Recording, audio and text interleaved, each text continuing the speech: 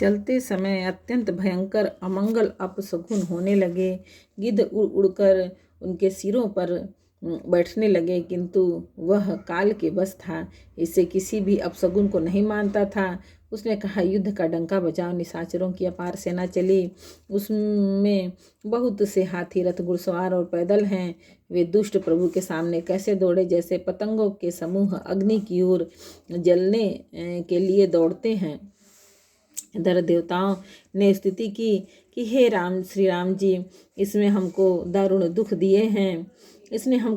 दुख दिए हैं। अब आप इसे अधिक न खिलाइए। जानकी जी बहुत ही दुखी हो रही हैं। देवताओं के वचन सुनकर प्रभु मुस्कुराए। फिर रघुवीर ने उठकर बाण सुधारे। मस्तक पर जटाओं के जूड़े को कसकर बांधे हुए हैं। उसके बीचों बीच में पुष्प गुथे हुए शोभित हो रहे हैं। लाल नेत्र और मेघ के समान श्याम शरीर वाले और संपूर्ण लोकों के नेत्रों को आनंद देने वाले हैं। प्रभु के कमर में फेंटा तथा तरकस कस लिया और हाथ में कठोर सांग धनुष ले लिया। प्रभु ने हाथ में सांग धनुष लेकर कमर में बाणों की खान अक्षय सुंदर तरकस कस लिया। उनके भुजदंड पुष्ट हैं और मनोहर चौड़ी छाती पर ब्राह्मण भृगु जी के चरण का चिन्ह शोभित है। तुलसीदास जी कहते हैं कि ज्यों ही प्रभु धनुष बाण हाथ में लेकर फिराने लगे, त्यों ही ब्रह्मांड दिशाओं के हाथी, कच्छप, शेष जी, पृथ्वी, समुद्र और पर्वत सभी डगमगा उठे। भगवान की शोभा देखकर देवता हर्षित होकर फूलों की अपार वर्षा करने लगे और शोभा, शक्ति और गुणों के धाम करुणा निधान प्रभु की जय हो, जय हो, जय हो ऐसा पुकारने लगे। इसी बीच में निशाचरों की अत्यंत घनी सेना अकस्माती हुई आपस में टकराती हुई आई। उसे देखकर वानर योद्धा इस प्रकार उसके सामने चले जैसे प्रलय काल के बादलों के समूह हो। बहुत से कृपाण और तलवारें चमक रही हैं, मानो 10 दिशाओं में बिजलियां चमक रही हों। हाथी, रथ और घोड़ों का कठोर चिंगाड़ ऐसा लगता है मानो बादल भयंकर गर्जन कर रहे हों। वानरों की बहुत सी पूंछें आकाश में छाई हुई हैं। वे ऐसी शोभा दे रही हैं मानो सुंदर इंद्रधनुष उदय हो, और धूल ऐसी उठ रही है मानो जल की धारा हो। बाण रूपी बूंदों की अपार वृष्टि हुई। दोनों ओर से योद्धा पर्वतों का प्रहार करते हैं, मानो बारंबार वज्रपात हो रहा हो। श्री रघुनाथ जी ने क्रोध करके बाणों की झड़ी लगा दी, जिसे राक्षसों की सेना घायल हो गई। बाण लगते ही वीर चित्कार कर उठते हैं और चक्कर खा कर जहाँ तहाँ पृथ्वी पर गिर पड़ते हैं। उनके शरीर से ऐसे खून बह रहे मानो पर्वत के भारी झरनों से जल बह रहा हो। इस प्रकार डरपोकों को भय उत्पन्न करने वाली रुधिर की नदी बह चली। डरपोकों को भय उपजाने वाली अत्यंत अपवित्र रक्त की नदी बह चली। दोनों दल उसके दोनों किनारे हैं, रथ रेत है और पहिए भंवर है। वह नदी बहुत भयावनी बह रही है। हाथी, पैदल, घोड़े, गधे और अनेकों सवारियां की ही उनकी गिनती कौन करे। नदी में जल जंतु हैं, बाण शक्ति और तोमर सर्प हैं, धनुष तरंगे हैं और ढाल बहुत से कछुए हैं। वीर पृथ्वी पर इस तरह गिर रहे हैं मानो नदी किनारों के वृक्ष ढह रहे हों। बहुत सी मज्जा बह रही है, वही फेन है। डरपोक जहाँ इसे देख कर डरते हैं, वहाँ उत्तम योद्धाओं के मन में सुख होता है। भूत, पिशाच और बैताल, बड़े बड़े झोटों वाले भयानक महान भयंकर झोटिंग और प्रथम शिवगण उस नदी में स्नान करते हैं। कौवे और चील भुजाएं लेकर उड़ते हैं और एक दूसरे से छीन कर खा जाते हैं। कोई कहते हैं कि अरे मूर्खों, ऐसी सस्ती बहुतायत है, फिर भी तुम्हारी दरिद्रता नहीं जाती। घायल योद्धा तट पर पड़े कराह रहे हैं, मानो जहाँ तहाँ अर्ध जल।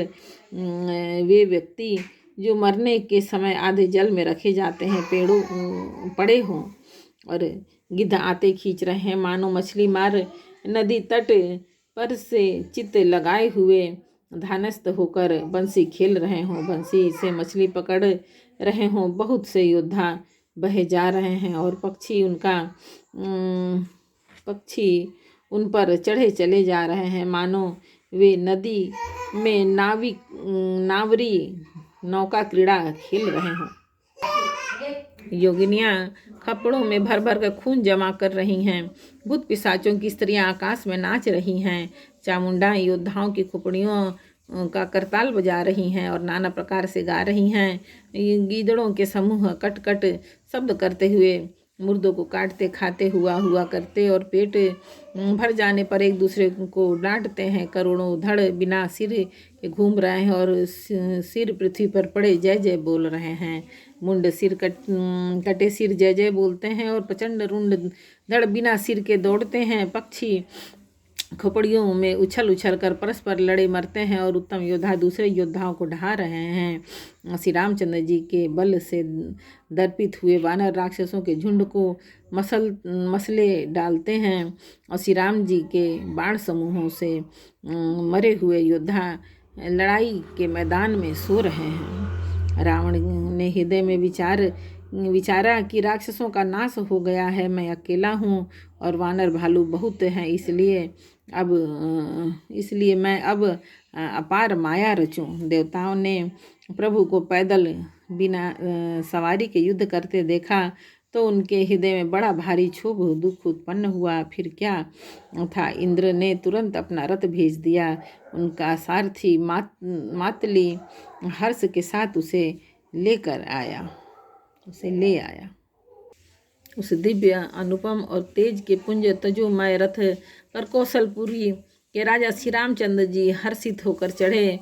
उनके चार चंचल मनोहर अजर अमर और मन की गति के समान शीघ्र चलने वाले देवलोक के घोड़े जुते थे। श्री रघुनाथ जी को रथ पर चढ़े देखकर वानर विशेष बल पाकर दौड़े। वानरों की मार सही नहीं जाती तब रावण ने माया फैलाई। एक श्री रघुवीर के ही वह माया नहीं लगी। सब वानरों ने और लक्ष्मण जी ने भी उस माया को सच मान लिया। वानरों ने राक्षसी सेना से भाई लक्ष्मण जी सहित बहुत से राम लक्ष्मण देखकर वानर भालू मन में मिथ्या डर से बहुत ही डर गए और श्री लक्ष्मण जी समेत वे मानो चित्र लिखे से जहाँ के तहाँ खड़े देखने लगे। अपनी सेना को आश्चर्यचकित देखकर कौशलपति भगवान हरि दुखों से हरने वाले श्री राम जी को हंसकर धनुष का बाण चढ़ाकर पल भर में सारी माया हर ली। वानरों की सारी सेना हर्षित हो गई। श्री राम जी सबकी ओर देखकर गंभीर वचन बोले, हे वीरों, तुम सब बहुत ही थक गए हो, इसलिए अब मेरा और रावण का द्वंद्व युद्ध देखो। ऐसा कहकर श्री रघुनाथ जी ने ब्राह्मणों के चरण कमलों में सिर नवाया और फिर रथ चलाया। तब रावण के हृदय में क्रोध छा गया और वह गरजता तथा ललकारता हुआ सामने दौड़ा। उसने कहा, अरे तपस्वी सुनो, तुमने युद्ध में जिन योद्धाओं को जीता है मैं उनके समान नहीं हूँ। मेरा नाम रावण है, मेरा यह सारा जगत जानता है। लोकपाल तक जिसके कैद खाने में पड़े हैं तुमने खरदूषण और विराध को मारा। मेरा बेचारे बाली का व्याध की तरह वध किया। बड़े बड़े राक्षस योद्धाओं के समूह का संहार किया और कुंभकर्ण तथा मेघनाथ को भी मारा। अरे राजा, यदि तुम रण से भाग न गए तो आज मैं वह सारा बैर निकाल लूँगा। आज मैं तुम्हें निश्चय ही काल के हवाले कर दूंगा। तुम कठिन रावण के पाले पड़े हो। रावण के दुर्वचन सुनकर और उसे कालवश जान कृपा निधान श्री रामचंद्र जी ने हंसकर यह वचन कहा, तुम्हारी सारी प्रभुता ऐसा तुम कहते हो बिल्कुल सच है, पर अब व्यर्थ बकवाद न करो, अपना पुरुषार्थ दिखलाओ।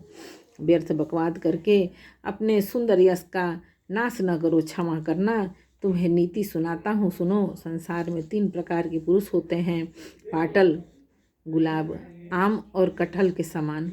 एक पाटल फूल देते हैं और एक आम फूल और फल दोनों देते हैं, और एक कटहल वे केवल फल ही लगते हैं। इसी प्रकार पुरुषों में एक कहते हैं करते नहीं, दूसरे कहते हैं और करते भी हैं, और तीसरे केवल करते हैं पर वाणी से कहते नहीं। श्री राम जी के वचन सुनकर वह खूब हंसा और बोला, मुझे ज्ञान सिखाते हो? उस समय बैर करते तो नहीं डरे, अब प्राण प्यारे लग रहे हैं। एक बार बोलो रामायण मैया की जय।